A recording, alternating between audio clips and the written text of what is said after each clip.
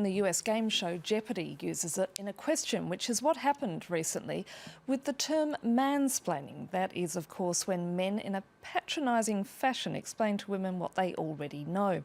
Even here in France, the concept has gone viral. American author Jessica Bennett has been promoting such terms in her book Feminist Fight Club, where she uses humour to get the message across.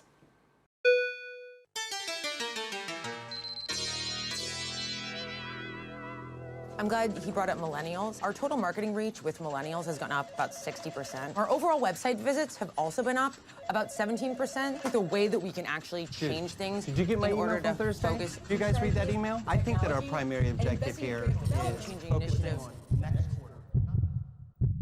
Fight! And Jessica Bennett now joins us from New York. Jessica, thanks so much for being with us. I really love it how you use humour to give women tools to deal with sexism in the office. We just saw there the man-interrupter. But do men get the humour as well? I hope they do. You know, the feedback I've had has been really positive, and I think that the reality is we all know that not every interrupter is a man and not every man is an interrupter, but these words are able to highlight persistent problems, and they do it in a way that rolls off the tongue. So Jessica, what prompted you to write the book? You know, it was inspired by my real-life Feminist Fight Club. This is a group of women that I've been meeting with for the last decade since I began my career.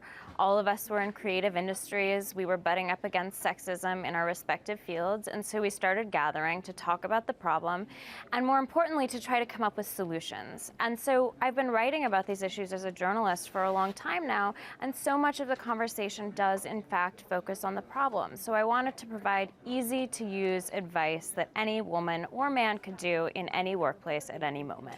Jessica, was there one particular incident, though, that really made you think, hang on, enough is enough, I've got to do something constructive to deal with these issues? It wasn't particularly one incident, it was reading the data and reading the research. And what I kept finding was that a lot of these small behaviors that I was noticing on a daily basis, you know, being interrupted when I spoke, or having an idea that came from me being attributed to a man.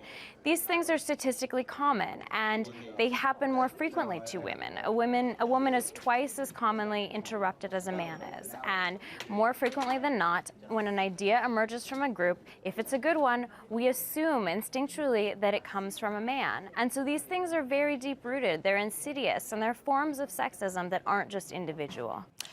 Let's go through some of the terms that you talk about in your book. I mean, for instance, there's the menstruator. Can you give us a little bit more detail about this particular individual? Yes, so this is what you might call Donald Trump, among other things.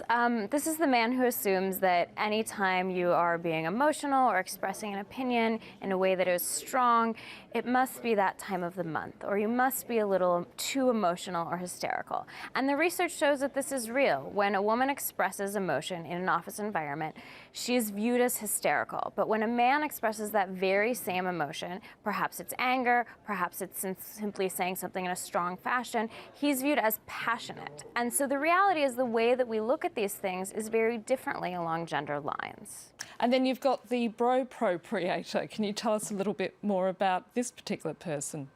Right, so the bropropriator is the bro who appropriates your idea.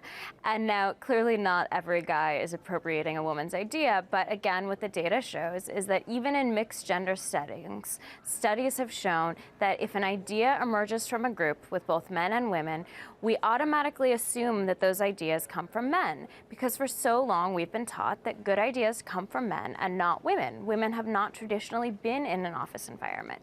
And so a lot of these things are really unconscious biases that at the end of the day add up. Jessica, do you think there will come a time when all of this will be redundant? I hope so, but I don't think we're anywhere near it. You know, just look at the US election. So Jessica, what has been the response to your book?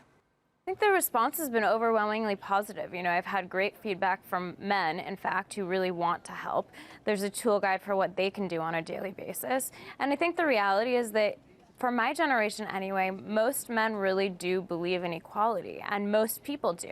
But sometimes there are these behaviors that we have internalized over time, and it requires a little help to change them. So I hope that these problems will go away eventually, but in the meantime, I wanted to provide really practical and easy to deal with solutions that we could employ on a daily basis.